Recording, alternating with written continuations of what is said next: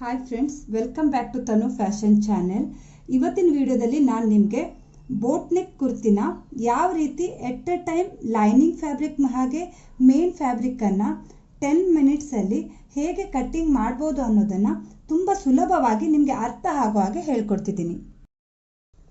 Boat neck ಕುರ್ತಿನ stitch ಮಾಡೋದಕ್ಕೋಸ್ಕರ ಈ ರೀತಿ ಮೇನ್ ಫ್ಯಾಬ್ರಿಕ್ಕನ್ನು ಹಾಗೆಯೇ ಲೈನಿಂಗ್ ಫ್ಯಾಬ್ರಿಕ್ಕನ್ನು ತಗೊಂಡಿದ್ದೀನಿ.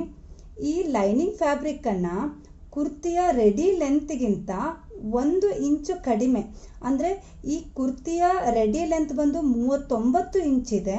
ಸೊ ನಾನು 38 ಇಂಚಿಗೆ ಒಂದು ಲೈನಿಂಗ್ ಫ್ಯಾಬ್ರಿಕ್ಕನ್ನು 4 ಫೋಲ್ಡಲ್ಲಿ ಐರನ್ ಮಾಡಿ ಓಪನ್ ಸೈಡು ನನ್ನ ಅಪೋಸಿಟ್ ಸೈಡ್ ಇರೋ ಹಾಗೆ, ಕ್ಲೋಸ್ಡ್ ಸೈಡ್ ನನ್ನ ಕಡೆ ಇರೋ ಹಾಗೆ ಸೆಟ್ ಮಾಡ್ಕೊಂಡಿದ್ದೀನಿ.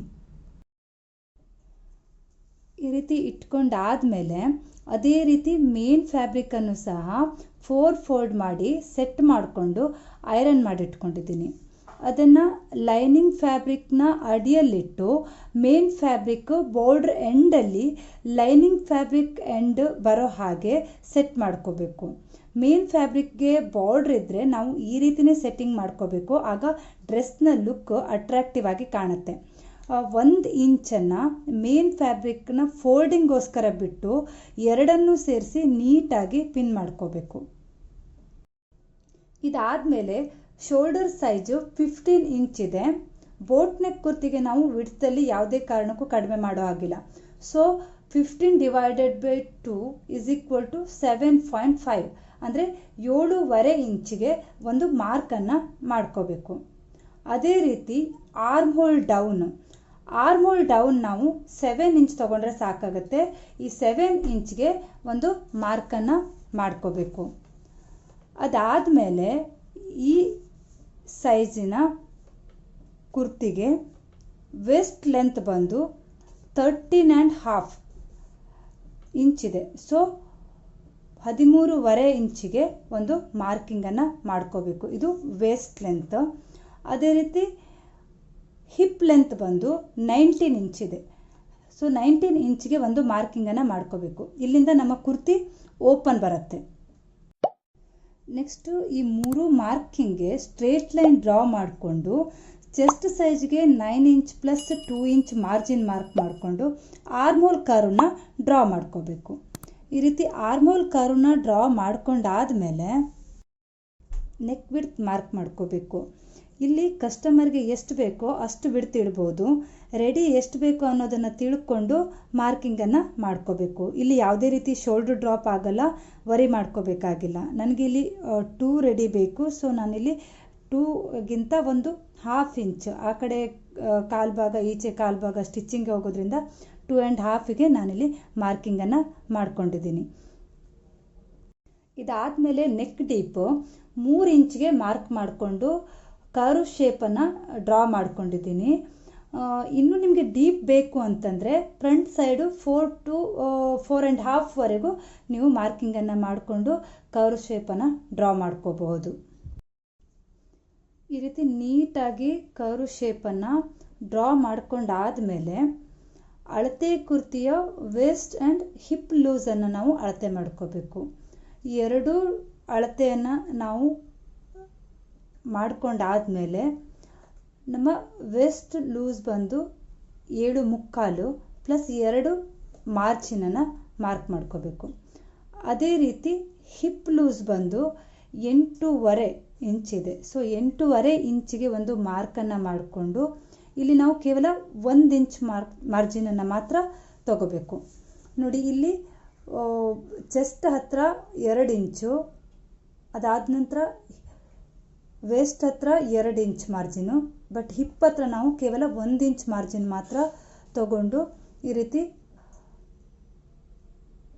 ಕರ್ವ್ ಶೇಪಲ್ಲಿ ಮಾರ್ಕ್ ಮಾಡ್ಕೋಬೇಕು. ಈ ರೀತಿ ಚೆಸ್ಟ್, ವೇಸ್ಟ್ ಮತ್ತು ಹಿಪ್ ಲೂಸ್ಗೆ ಡ್ರಾ ಮಾಡ್ಕೊಂಡಾದಮೇಲೆ ಹಿಪ್ ಲೂಸು 8.5 ಇಂಚ್ ಇದ್ದರೆ ನಮ್ಮ end of the kurti width 1.5 inch ಜಾಸ್ತಿ ಇರಬೇಕು. ಅಂದರೆ 8.5 ಪ್ಲಸ್ 1.5 = 10 ಇಂಚಿಗೆ ಒಂದು ಮಾರ್ಕನ್ನು ಮಾಡಿಕೊಂಡು 1 ಇಂಚಿಗೆ ಒಂದು ಮಾರ್ಜಿನನ್ನು ಮಾರ್ಕ್ ಮಾಡ್ಕೋಬೇಕು. ಈ ರೀತಿ ಮಾರ್ಕಿಂಗ್ ಮಾಡ್ಕೊಂಡಾದ್ಮೇಲೆ ಹಿಪ್ ಲೂಸಿಂದ ಈ ಮಾರ್ಕಿಂಗ್ಗೆ ಸ್ಲ್ಯಾಂಟಿಂಗ್ ಲೈನ್ನ ಡ್ರಾ ಮಾಡಿ ಎರಡನ್ನು ಸೇರಿಸ್ಕೊಳ್ಬೇಕು. ಇಲ್ಲಿಗೆ boat neck kurti back and front part cutting almost complete ಆಗಿದೆ. ಈಗ ನೆಕ್ಕನ್ನು ಹಾಗೆ ಇಟ್ಟು ಈ ಬಾರ್ಡ್ರನ್ನು ನೀಟಾಗಿ ಕಟ್ ಮಾಡಿ ತೆಗಿಬೇಕು. ನೆಕ್ ಕಟ್ ಮಾಡ್ಕೊಳ್ಳದೆ ಸ್ಟಿಚ್ಚಿಂಗ್ ಮಾಡುವಾಗ ಹೇಗೆ ಸ್ಟಿಚ್ ಆದಮೇಲೆ ಕಟ್ಟಿಂಗ್ ಮಾಡೋದು ಅಂತ ತೋರಿಸ್ಕೊಡ್ತೀನಿ. ಸೊ ಈಗ ಈ ರೀತಿ ಬಾರ್ಡ್ರನ್ನು ಮಾತ್ರ ನೀವು ನೀಟಾಗಿ ಕಟ್ ಮಾಡಿ ತೆಗಿಬೇಕು. ಈ ರೀತಿ ಕಟ್ ಮಾಡಿ ಆದಮೇಲೆ ನೋಡಿ, ಮೇನ್ ಫ್ಯಾಬ್ರಿಕ್ ಹಾಗೆ ಲೈನಿಂಗ್ ಫ್ಯಾಬ್ರಿಕ್ ಎಟ್ ಅ ಟೈಮ್ ನೀಟಾಗಿ ಕಟ್ಟಿಂಗ್ ಆಗಿದೆ.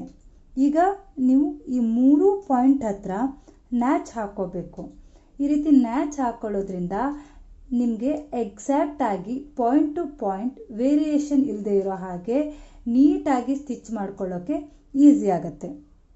ಸೊ ಯಾವತ್ತೂ ಅಷ್ಟೇ ಯಾವುದೇ ಕಟ್ಟಿಂಗಲ್ಲಿ ಈ ರೀತಿ ಪಾಯಿಂಟ್ಸ್ಗಳಿದ್ದಾಗ ನೀವು ನ್ಯಾಚ್ ಹಾಕೊಳ್ಳೋದನ್ನು ಅಭ್ಯಾಸ ಮಾಡ್ಕೋಬೇಕು. ನೋಡಿದ್ರಲ್ವಾ, 3 ಕಡೆ ನ್ಯಾಚನ್ನು ಹಾಕ್ಕೊಂಡಿದ್ದೀನಿ. ಈಗ ಈ ವೆರಿ ಇಂಪಾರ್ಟೆಂಟ್ ಅಂದರೆ ಬೋಟ್ ನೆಕ್ ಕುರ್ತಿಯಲ್ಲಿ ನಾವು ನೆಕ್ ಕಡೆಯಿಂದ ಆರ್ಮೋಲ್ ಕಡೆಗೆ 1/2 ಇಂಚ್ ಅಥವಾ ಒಂದು 3 ಗೆರೆಯಷ್ಟು ಡೌನ್ಗೆ ಒಂದು ಮಾರ್ಕನ್ನು ಮಾಡಿಕೊಂಡು ಒಂದು ಸ್ಲ್ಯಾಂಟಿಂಗ್ ಲೈನನ್ನು ಡ್ರಾ ಮಾಡ್ಕೋಬೇಕು. ಈ ರೀತಿ ಸ್ಲ್ಯಾಂಟಿಂಗ್ ಲೈನನ್ನು ಡ್ರಾ ಮಾಡ್ಕೊಂಡಾದಮೇಲೆ ಅದನ್ನ ಕಟ್ ಮಾಡಿ ತೆಗಿಬೇಕು. ಇಲ್ಲಿಗೆ ಬೋಟ್ ನೆಕ್ ಕುರ್ತಿಯ back and front part cutting complete ಆಗಿದೆ. ವಿಡಿಯೋ ತುಂಬ ಲೆಂತಿ ಆಗೋದ್ರಿಂದ, ಹಾಗೆ ಆಲ್ರೆಡಿ ನಾನು ಸ್ಲೀವ್ ಕಟ್ಟಿಂಗ್ನ ಹೇಗೆ ಮಾಡೋದು ಅನ್ನೋ ವಿಡಿಯೋದನ್ನು ಆಲ್ರೆಡಿ ಅಪ್ಲೋಡ್ ಮಾಡಿದ್ದೀನಿ. ಸೊ ಆ ಸ್ಲೀವ್ ಕಟ್ಟಿಂಗ್ ವಿಡಿಯೋವನ್ನು ಡಿಸ್ಕ್ರಿಪ್ಷನ್ ಬಾಕ್ಸಲ್ಲಿ ಹಾಕಿರ್ತೀನಿ, ಚೆಕ್ ಮಾಡ್ಕೊಳ್ಳಿ. ಹಾಗೆ ಈ ಕುರ್ತಿಯ ಕಂಪ್ಲೀಟ್ ಸ್ಟಿಚ್ಚಿಂಗ್ನೊಂದಿಗೆ ಮುಂದಿನ ವಿಡಿಯೋದಲ್ಲಿ ಮತ್ತೆ ಭೇಟಿ ಆಗ್ತೀನಿ. ನಮಸ್ಕಾರ.